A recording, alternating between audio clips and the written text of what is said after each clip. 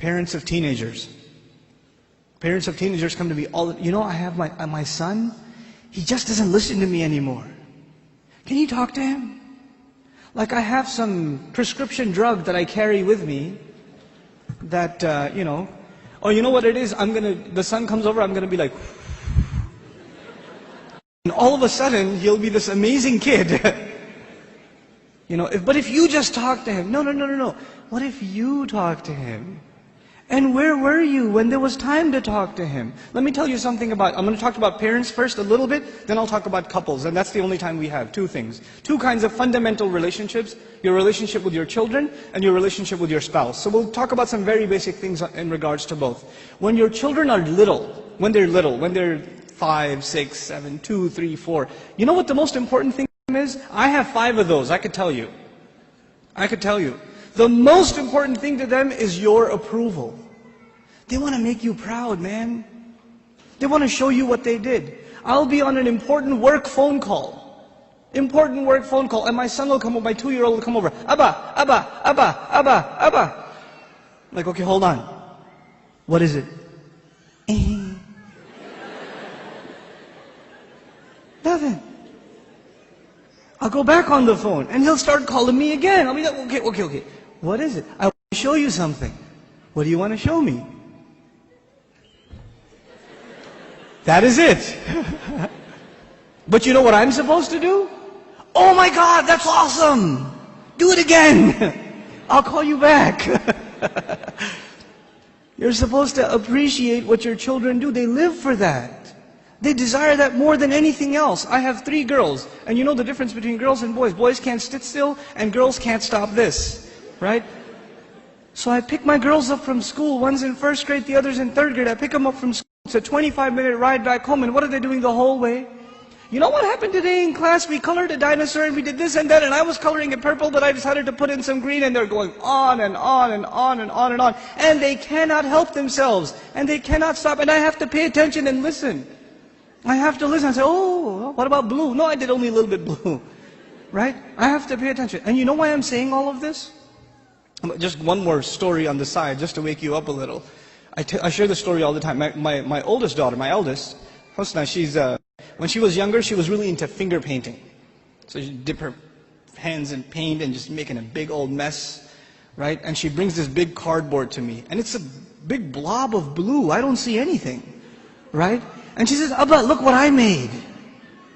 And I'm sitting there going, that's awesome, a mountain. And she says, no, it's Mama. And I was like, oh, don't tell Mama. But the point I'm trying to make is they live for your approval. Live for it. But those of you that have children that are teenagers, do they get in the car when you pick them up from school and they can't stop telling you about what happened? Does that happen? Like, you know what happened in school today? My teacher said this and that and the other, and I got an A on my paper. Nope. They're quiet. And you're trying to know, how was your day? It was okay. So what'd you do? Something. Where are you going today? Somewhere. They don't talk. Getting them to talk is like an interrogation at a police station. And they're not saying anything to you. And while trying to ask them questions, they're texting their friend, my dad is asking too many questions today. I don't know what's up. Did you tell him something? What I'm trying to get at is very simple. At a younger age, your children crave your attention. And when they get older, you will crave their attention. But if you don't give them attention when they're tiny, when they come to you with their toys and you say, go in your room, I'm watching the news. The game is on, could you take him please? Come on, I had a long day at work. I don't want to deal with this right now. I have friends over, it's embarrassing, go to sleep, go get out of here. When you have this attitude towards your children, like they're an obstacle in your path, your job was at work, when you come home, you're on vacation. No, buddy, your job began when you came home. That's your job. What you did over there is just to fulfill your real job at home. Be a father. I'm talking to the men here. Be a father. Spend time with your children.